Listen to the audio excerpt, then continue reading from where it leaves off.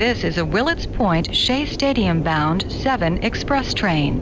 The next and last stop is Willets Point, Shea Stadium.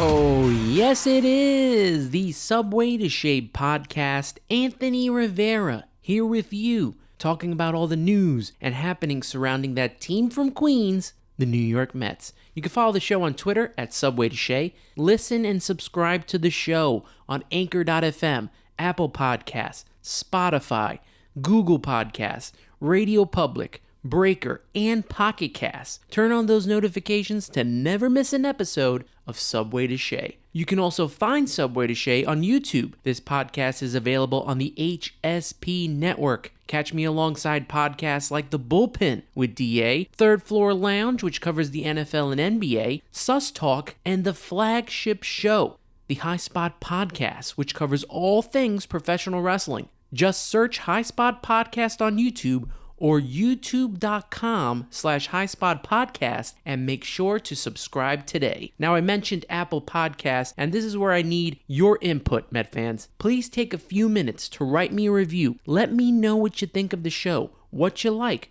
what you don't like. I want to know both. I want to make this show better each and every week for you Met fans out there. So go on Apple Podcasts, rate the show 1 to 5 stars. Hopefully you're giving me 5 stars. And leave me some comments, leave me a review. It will only help this show grow each and every week. And if you give me 5 stars, it helps me climb the rankings in baseball, Mets, and sports podcasts. So let's get Subway to Shea out there to more and more baseball fans and Met fans by rating and reviewing the show on Apple Podcasts. Now, before we get started with this week's episode, I wanted to thank Jeremy Silverman again for being my guest last week. Jeremy is the co-host of the America's Pastime podcast. Make sure to check it out on all podcast platforms. Jeremy, I can't thank you enough, and I can't wait to bring you back on Subway to Shea again. Now, on with this week's episode 31,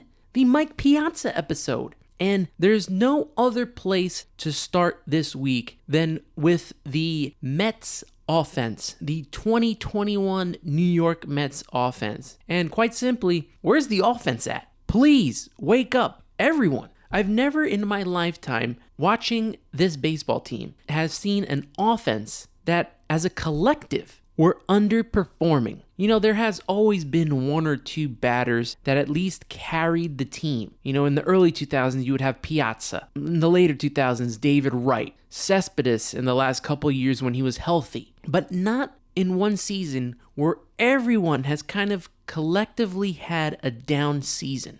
And it's been a struggle. If we look at the stats this year, if we look at the Mets offense on Baseball Reference, you can check this out, baseballreference.com. You got James McCann batting .248, 7 home runs, 28, which is kind of where we thought he would be. He is not going to be that Piazza type. I know he signed for a lot of money.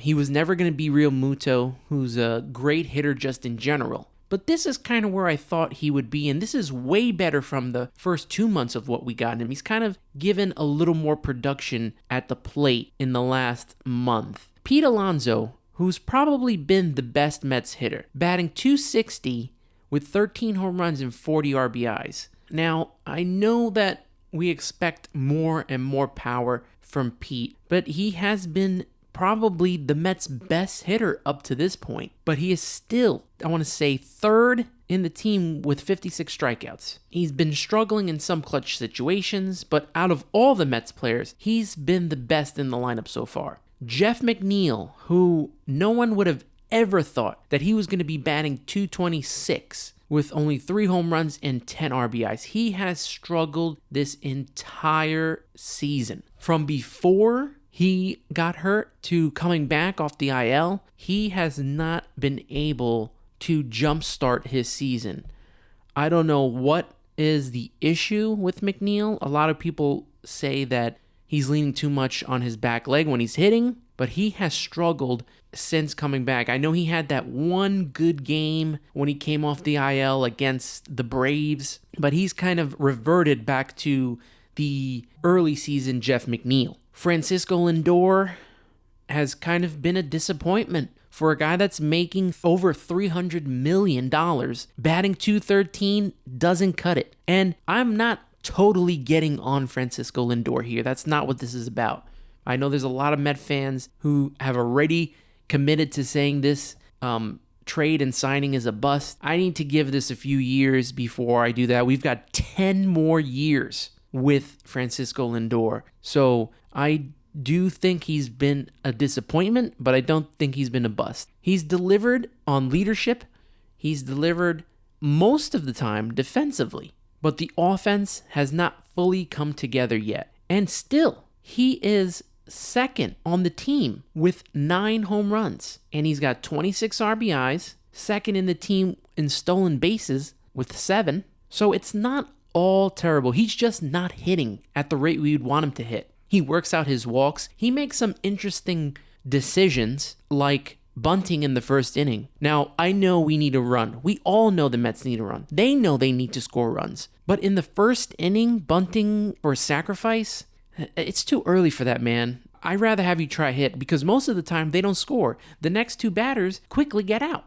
So I think that Lindor, and I said this before on Twitter, I thought that Lindor would step up in the second half, and he's really going to need to. Jonathan Villar, who's on the 10-day IL, batting .246. He's also been one of the Mets' best hitters, and he's coming off of the bench. He was part of the bench mob. So him hitting 6 home runs, 15 RBIs, 8 stolen bases, playing a very, very, very decent third base while J.D. Davis has been out. But now he's on the IL as well. Dominic Smith, batting .249. He's got 8 home runs, 31 RBIs. Compared to a lot of the other guys on this roster and on the lineup, he's been doing a lot better than them, but not where we want him to be. He really needs to step it up. Kevin Pillar is batting .218, 8 home runs, 20 RBIs. You know, the VR-Pillar combination has really done well. He's a great emotional leader for this team.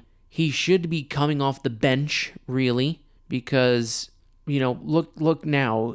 He's been playing every day, and now he's starting to get exposed.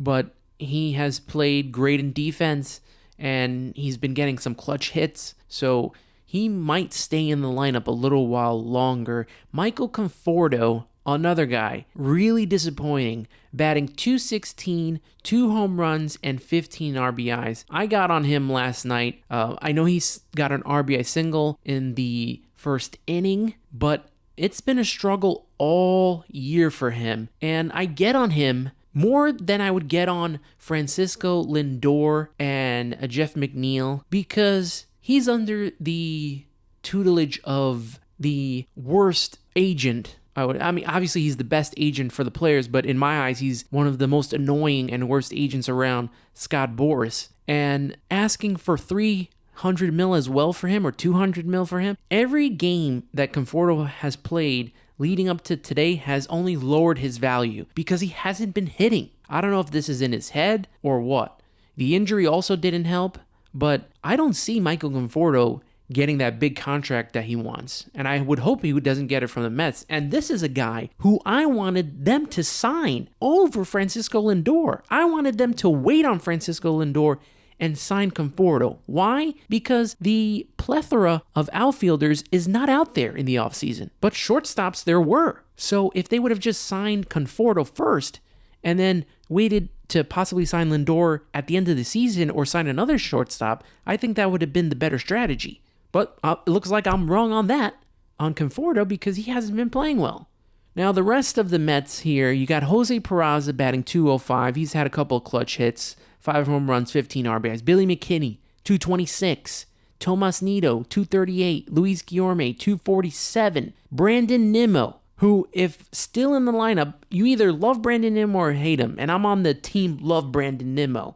Batting .318. He had a 1 home run, 8 RBIs, but he was your prototypical leadoff hitter. He would get on base and work the count, and that's what we need back in this lineup. And what I've read from the Mets is that he will be activated and in the starting lineup against the Yankees to start that series. So it's going to be great having him back. They also need J.D. Davis back. J.D. Davis was batting .390 in 14 games, 2 home runs, 7 RBIs. Need him back. They're also going to have to think about what they're going to do with Albert Amor Jr. because he's batting .075. No home runs, no RBIs, nothing, nada, zilch. He might go down when it's time because you can't get rid of Billy McKinney. Thankfully, Mason Williams is back in the organization if you need another outfielder. Albert Amor Jr. is batting like Cameron Maybin right now. You know, they have Patrick Mazeika, who is batting .273. He got sent down because Tomas Nido is making his return. Even Janishui Fargas, when he was up, he was batting .286. The Mets offense has not hit on all cylinders at all. They'll have a game or two where they score a lot of runs, but then they fall apart. They haven't been consistent. Let's look here at the win-loss splits for the New York Mets this season. And as we take a look here on Baseball Reference, this is a good page to go to and check out a lot of Mets stats and stuff like that. Looking at their splits so far, they have a really good home winning percentage, 24-11 at home, 17-25 on the road. They'll continue to be on the road going against the Yankees, but it has been a huge struggle. You're looking at the first half of this season right now, to this point, 275 runs scored against 278. They got under again after the last couple of games, and especially that shellacking that they took from the Atlanta Braves where they lost 20-2. And it was really, really, really bad. They're 17-14 in one-run games, in which they have 98 runs scored and a 95 runs against. Good enough for a .548 winning percentage. In blowout games like that 20-2 game, they're 5-8. And it's a big difference in the runs scored and run against. And about 67 runs scored, 93 runs against. It's not good, guys. It's not good at all. Let's look at this last month, June, where the Mets finished 15-15. So they had a 500 June. And that's with, obviously, the bench mob, the replaced Mets, and these guys starting to come back, but losing pitchers. It was a bit tough. The last 2 weeks have been a real struggle for this offense. And if we go all the way back, the Chicago Cubs game, where this offense really started to struggle, the final game of the Chicago Cubs series, they lost 2-0. Then, after that, another game against Washington where they didn't score. They scored the 5 runs in that Lindor game where he had a really good, probably his best hitting game of the series, and they scored 5 runs. But then look at the rest. Here we go. 2 in losses. They won, scoring 4 runs. Then they lose to Atlanta 2 games in a row, scoring no runs. They beat Atlanta, scoring 7. They also beat Philly 2-1.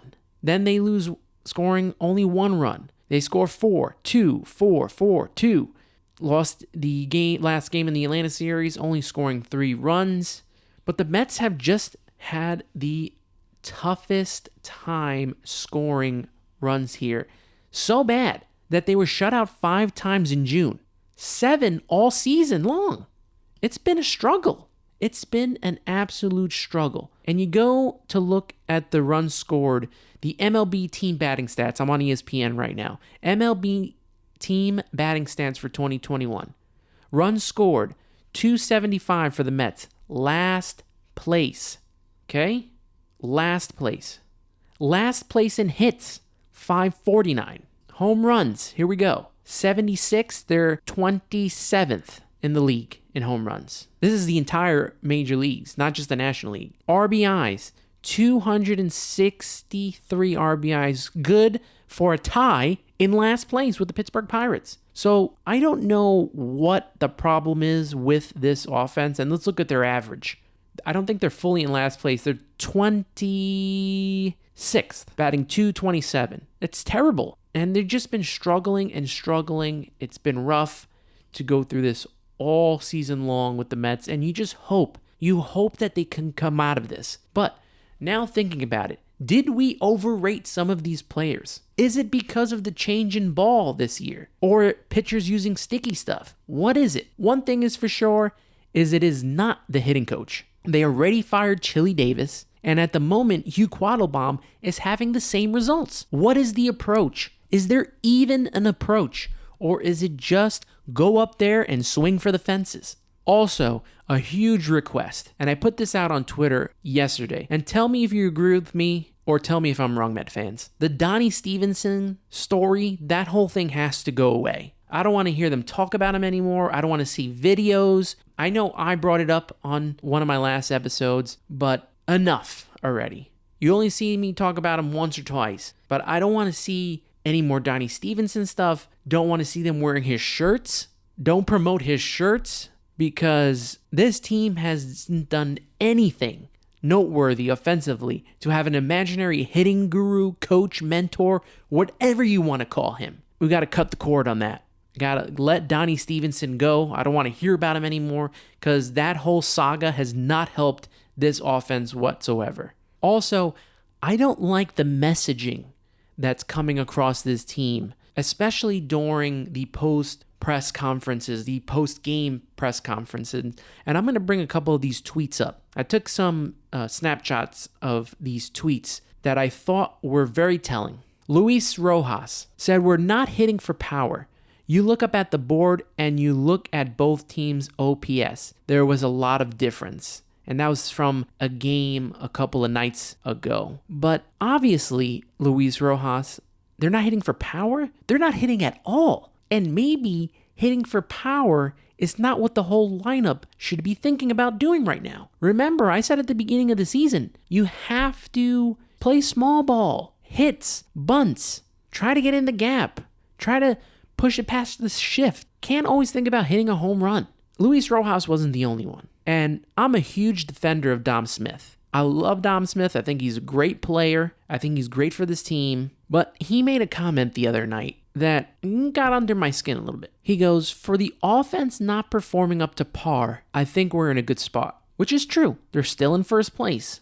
I think after the All-Star break, when the games really matter, we'll be fine. Now that's the sentence that really threw me off. After the All-Star break, when the games really matter, all of these games matter. And you could tell that to the 2019 New York Mets, who blew some big games. Who remembers the Mets blowing that game against the Nationals? That was still somewhere in the season where they could have used that victory to gain another game to make a playoff spot. Every game matters. Every single game. There's no excuses. And what? After the All-Star break now is what you're telling me. After the All-Star break, everyone's going to wake up now? That's when everyone's going to wake up, after the All-Star break. Dom, I think you are a great player, but that quote right there, my friend, that one I hope you think about long and hard, because that wasn't the right move there. Every game matters, from opening day to the last game of the season, game 162. Every game matters. And I hope he's right. I hope the offense does wake up, not just after the All-Star break, but now, because we need them. So what changes need to be made here? Couple of thoughts. Got to get Jeff McNeil out of the leadoff spot and move Michael Conforto to either 5 or 6. Jeff McNeil has not been a leadoff hitter. With Brandon Nimmo coming back, he will probably be moved down in the order. Where? I don't know. But Michael Conforto also needs to be moved out of the 3 hole. I don't know where it was that I read, but there were stats of how Michael Conforto fared in different parts of the lineup. I think it was 2, 3, 4, 5, 6, and I think 7. And his worst batting average was batting 3rd. Now, if these analytics team is following all the stats, why aren't they paying close attention to that? Conforto has hit best when he's hitting 5 or 6. And I think we'd see him do a lot better if they moved him down the order. Now, like I mentioned before, lucky for the Mets, Brandon Nimmo's returning. Tomas Nido is returning. That can get James McCann some rest. What else can the Mets do? Could they make a trade? Do you trade right now? Do you wait? I know that the name of Josh Donaldson, the third baseman from the Minnesota Twins, was brought up by Andy Martino. Could he be a legitimate possibility? I think it's possible. And maybe they can throw in Jose Berrios, too. because we need another starting pitcher. But are you willing to mortgage the future for these type of players? Or do you want to wait this out a little bit? Is it up to this team to turn it around? Do you give up Mauricio? Do you give up a Beatty or an Alvarez to try to win this year? I'm going to think not. And I don't think I'm going to make a trade at this moment because, one, teams know we're desperate now, so they are going to ask for a lot more. On top of that, no team is really out of the playoffs outside of Arizona, I think. I don't know too much about the other leagues, but Arizona definitely for sure is out of playoff contention. But a lot of these teams don't really sell right away. It's still kind of early. Maybe later on in this month we'll find a little bit more, but you're not going to pry away Chris Bryant from the Cubs if they're in playoff contention. So it looks like the Mets are going to have to do with what they have at the moment. I know that Steve Cohen has been tweeting out and he raised the question, and that was, let's play GM. Here's Steve Cohen on Twitter. Let's play GM. What would you do to improve the team, and are you willing to mortgage the young talent in our farm system to do it? I don't know yet. I don't know if this Mets team is ready yet. Plus, if you're going to trade some of the players on this roster, let's say a McNeil or Dom Smith or J.D. Davis, their price is low. J.D. Davis has been hurt. McNeil has been hitting. Dom Smith has been kind of average right now. So our trade's going to be made. We'll just have to wait and see. Well, the Subway Series is coming up, and I thought, why not talk about some of the best Mets memories in Subway Series history?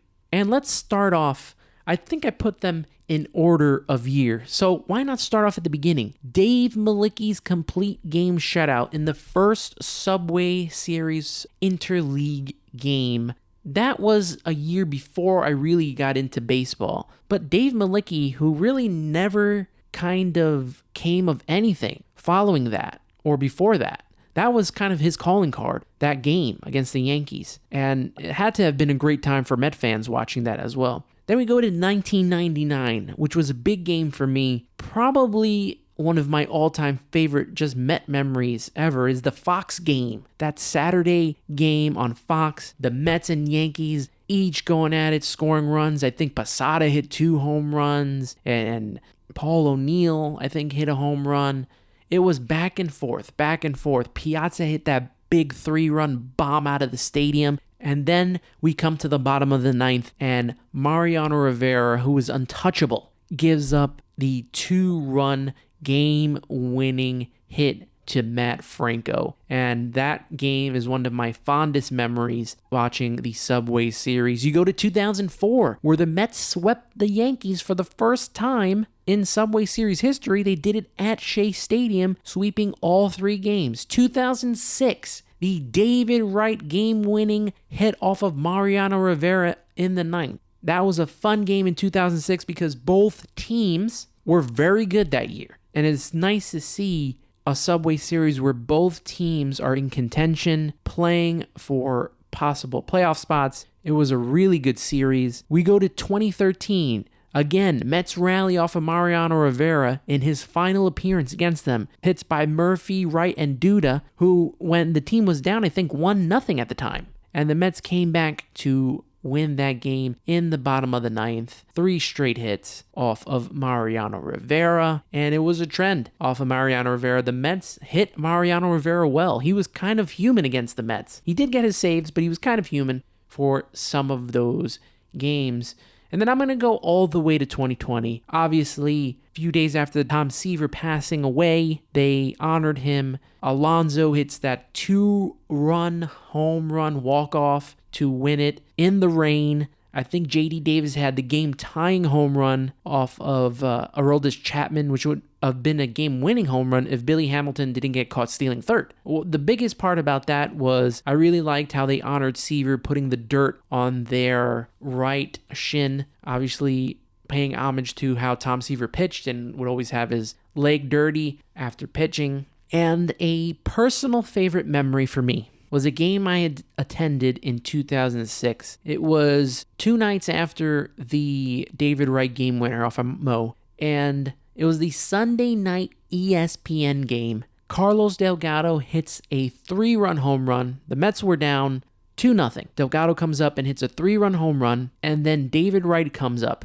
and hits a moonshot out of the stadium, kind of reminiscent of that Piazza home run in '99. Mets close it out, win that game, win that series, and just being there, just the atmosphere. If you ever get to go to a Subway Series game, it's fun. It's like a playoff atmosphere. I know it's kind of lost its luster nowadays, but it's always been a fun series to go back and forth with Yankee fans. Other memories, seeing Dwight Gooden return, even though it was in a Yankee uniform, seeing him return and start, that was pretty cool. Robin Ventura running like Mike Piazza during the rain delay, that was a fun one. You always had the Piazza versus Clemens issue, and I always loved that Mike Piazza owned Roger Clemens at bat, and that's, I'm pretty sure, why Clemens decided to hit him and throw a bat at him. But if you can remember in 2002, Sean Estes threw right behind Roger Clemens, and people got upset because he didn't hit him. Then later on in the game, Sean Estes hits a home run, Piazza hits a home run, and that was it. You also have that Dae-Sung Koo big hit in 2005 off of Randy Johnson. Almost thought it was a home run, ends up getting a double, then ends up scoring on this weird play at the plate. Those are some fun memories of the Subway Series to me. And I don't mention the Subway World Series because the Mets lost, and it was a tough series, tough to be around Yankee fans during that whole time. But it was a good series. It was close. Every game was close. Even though the Mets lost 4-1, every game was close. Every game was entertaining. And it was nice to see New York get that Subway Series for the first time in, was it over 40, 50 years since the Dodgers and the Yankees did it? So it was fun in that aspect. It wasn't fun being a Mets fan because we lost. But, you got to mention the Subway World Series as well. And before this train leaves the station, I'm going to give you my final thoughts. The Mets acquire left-handed pitcher Anthony Banda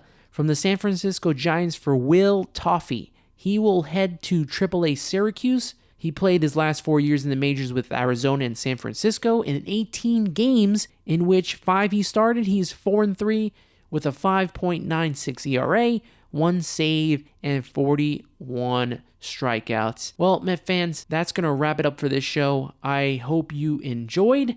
I hope you enjoy the rest of your week. It's a holiday weekend, so enjoy July 4th. Happy July 4th. And do me a favor. Please take a few minutes to write me a review and let me know what you think of the show. What you like, what you don't like. I want to know how to make this show better for each and every one of you Met fans out there. And if you give me 5-star rating on Apple Podcasts, it can only help this show climb the rankings in baseball, sports, and Mets podcasts.